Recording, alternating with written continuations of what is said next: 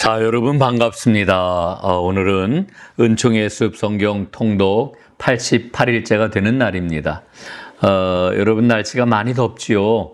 하나님께서 더위 가운데 있는 여러분들에게 생명의 복음을 통해 가지고 새 힘과 은혜를 풍성하게 프레시한 그런 그 은혜를 또 아주 여러분들의 삶 가운데 가득하게 부어주시기를 간절히 소원합니다. 자, 오늘은 우리가 갈라디아서 말씀을 읽겠습니다.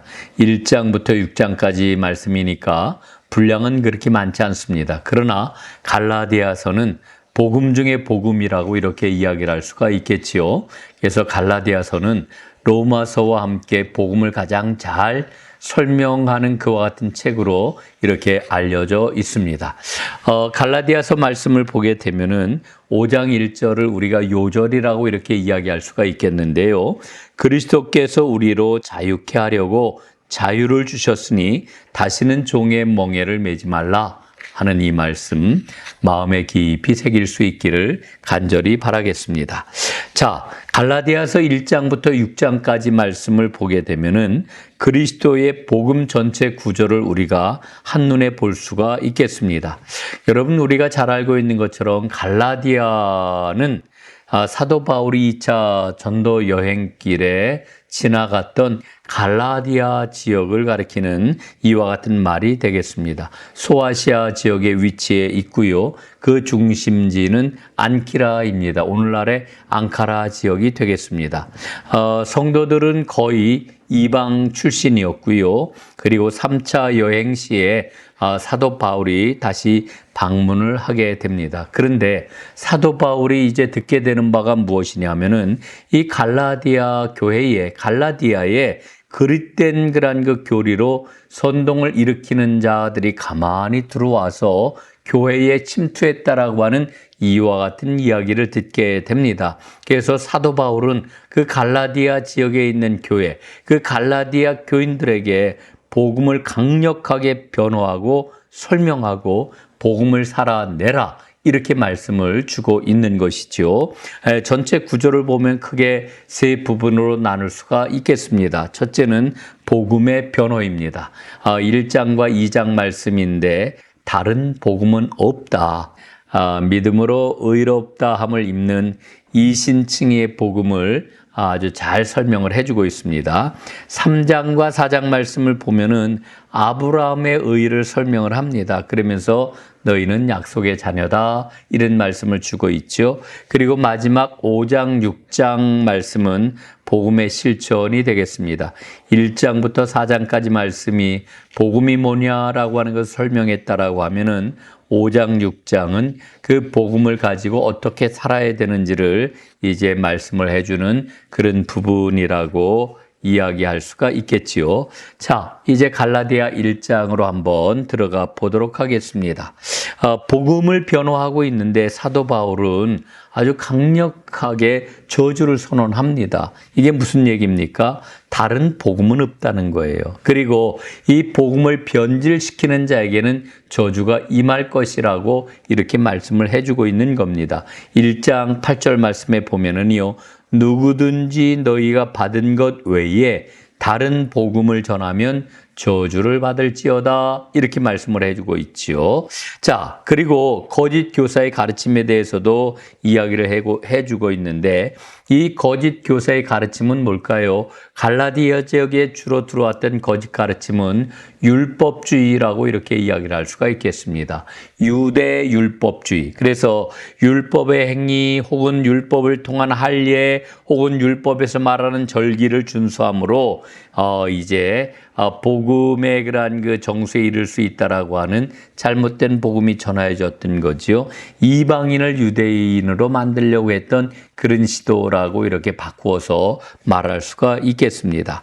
자, 1장 1절로 3절까지 말씀을 보면은 사도 바울은 갈라디아 교회를 향하여 은혜와 평강이 함께 있을지어다 이렇게 전하고 있는 것을 보게 됩니다. 자, 다음에는 복음을 변호하고 있는 그런 그 내용을 조금 더 자세하게 살펴보도록 하겠습니다. 1장 11절 12절 말씀에 보면은 그리스도의 계시를 이제 말씀을 해주고 있습니다. 내가 전한 복음은 사람의 뜻에 따라 된 게 아니다. 아주 명확하게 말씀해주고 있지요. 그 다음에 오직 그리스도의 계시로 받은 것이다 라고 하는 것을 바울이 강조하고 있습니다. 그 다음에 1장 13절부터 2장 10절까지 말씀을 보면은 자신의 사도됨을 사도들도 인정을 했다라고 하는 것을 이제 일러주고 있습니다. 그래서 말씀을 보게 될 것 같으면은 베드로에게 그를 할례자의 사도로 삼으시니가 내게 역사하셔서 나를 이방인의 사도로 삼으셨느니라 바울은 이렇게 말씀을 하고 있습니다. 자, 2장 11절부터 21절까지 말씀은 이신칭의에 관한 그 교리가 잘 설명되어 있는 그런 부분이다. 이렇게 이야기할 수가 있겠습니다.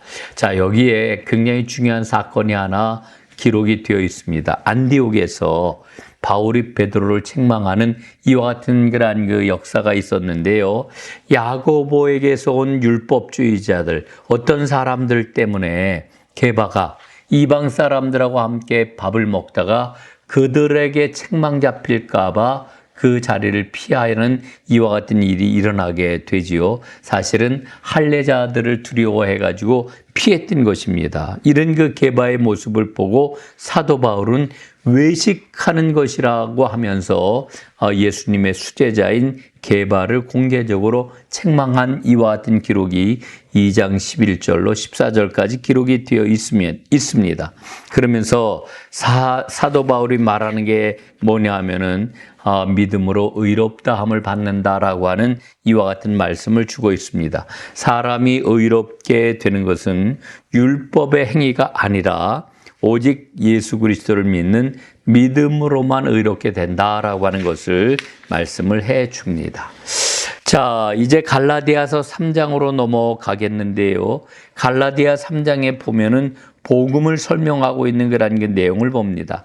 3장 6절에 보면은 아브라함이 하나님을 믿었을 때에 하나님이 그것을 그에게 의로 정하셨다 이렇게 말씀을 해주고 있죠.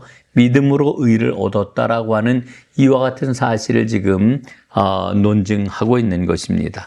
그 다음에 3장 16절 말씀은 내 자손은 그리스도다라고 하는 이와 같은 유명한 말씀입니다. 말씀하신 이 약속을 들은 아브라함과 그 자손에게 말씀하신 것인데 오직 한 사람을 가리켜 내 자손이라 이렇게 이야기하고 있습니다. 이 사람이 누구냐? 바로 곧 그리스도 예수시라 하는 그런 말씀이 되겠습니다. 자, 3장 17절 말씀에 보면은 아브라함의 언약이 율법보다 430년이나 앞섰다라고 하는 것을 아주 강하게 말씀을 해주고 있지요. 자, 이제 갈라디아 3장, 4장 말씀을 좀 보겠습니다. 복음을 설명할 때 사도 바울은 율법의 역할이 뭐냐라고 하는 것을 아주 집중해서 설명을 하고 있는데 이 율법을 설명하는 가장 중요한 매개가 뭐냐면은 초등교사라고 하는 것입니다. 어린아이에게 초등교사가 필요하지요. 그래서 그 초등교사의 인도함을 받아가지고 더 높은 단계로 나아가는 것 아니겠습니까? 그런데 바로 율법이 바로 그런 역할을 한다는 겁니다. 율법이 그리스도께로 인도하는 초등교사와 같은 역할을 한다. 이렇게 말씀을 해주고 있습니다. 4장으로 넘어가게 되면은 이제 그 아들의 영인 성령을 받아서 하나님을 아빠, 아버지라고 부를 수 있게 된다라고 하는 놀라운 그런 그 말씀을 전해주고 있지요. 사실은 우리가 어렸을 때에는 세상의 초등학문 아래에서 종노릇을 하게 되었지요. 그러나 때가 찰 때에 하나님이 그 아들을 이 땅에 보내주셨습니다. 그 아들을 보내셨을 때에 율법 아래에 있는 존재로 보내셨습니다. 왜 그렇게 하셨을까요? 율법 아래에 있는 인간들을 속량하시기 위해서 율법 아래에 있는 존재로 그 아들을 보내주셨습니다. 그리고는 이제 그 아들의 영인 성령을 보내주셔가지고 하나님을 아빠, 아버지라고 부르게 만들어 주신 것이지요. 자, 그러면서 이 4장에는 또 한 가지 아주 중요한 그런 이제 그 상징을 가지고 율법과 복음을 설명을 합니다. 그게 뭐냐면은 종의 자녀가 있고 약속의 자녀가 있다. 이렇게 말씀을 합니다. 이 이야기는 구약에 나오는 하갈과 그 사라에 관한 이야기이기도 하고 또 그들의 아들인 이스마엘과 이삭에 관한 그런 이야기이기도 합니다. 자, 여종에게서는 육체를 따라서 이스마엘이 태어났죠. 또한 자유인인 사라에게서는 약속으로 말미암아 이삭이 태어나게 됩니다. 그래서 하갈은 율법을 가리키는 그러한 표상이 되고, 그리고 사갈은 복음을 가리키는 이와 같은 그런 표상이 되겠습니다. 종의 자녀가 있고 약속의 자녀가 있다, 이렇게 말씀을 해주고 있는 거죠. 자, 이렇게 복음에 대한 설명을 이제 마무리하고 갈라디아서 5장과 6장 말씀에 들어가게 되면은 복음을 실천하며 살아가는 그런 지침을 우리에게 주고 있습니다. 그 지침이 뭘까? 자유와 사랑이라고 이렇게 이야기를 할 수가 있습니다. 첫 번째로 5장 1절 말씀을 보게 되면은 이런 말씀을 우리에게 들려주지요. 그리스도께서 우리를 자유롭게 하려고 자유를 주셨으니 그러므로 굳건하게 서서 다시는 종의 멍에를 매지 말라, 이렇게 말씀합니다. 주가 주신 그 자유를 가지고 다시는 종이 되어서는 안 된다 하는 말씀이 되겠습니다. 그 다음에 5장 13절 말씀에 보면은 형제들아 너희가 자유를 위하여 부르심을 입었으나 그러나 그 자유로 육체의 기회를 삼지 말고 오직 사랑으로 서로 종노릇하라, 이렇게 말씀을 합니다.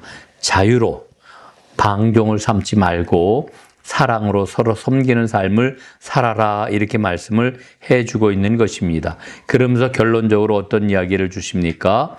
성령을 따라 살면 거룩하게 살 수 있다, 이렇게 일러주고 있는 거죠.